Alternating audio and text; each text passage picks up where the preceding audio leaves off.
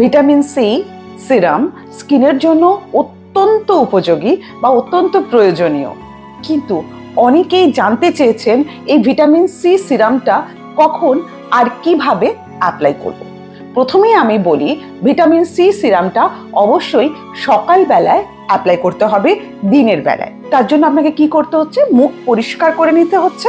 তারপরে vitamin C serum 1 drop করে just drop করে আমাদেরকে অ্যাপ্লাই করতে হবে, আর আঙুল দিয়ে আমাদেরকে ভালো করে ব্লেন্ড করে নিতে হবে। তারপর আমাদের ময়েশ্চারাইজার, দেন সানস্ক্রিন। ভিটামিন সি সিরাম লাগিয়ে উইদাউট এনি সানস্ক্রিন আমরা বাইরে যেতে পারি না, এতে স্কিনের ওপরে আরো খারাপ হয়, স্কিন কালো হয়ে যায়। তাই ভিটামিন সি আমরা যদি ইউজ করি, দিনের বেলা ইউজ করব, আর অবশ্যই ময়েশ্চারাইজার তারপরে সানস্ক্রিন অ্যাপ্লাই করব। 15 মিনিটস থেকে 20 মিনিটস থাকবো ভেতরে, দেন আমরা রোদে বেরোবো। তা না হলে কিন্তু উল্টো ফল দেবে।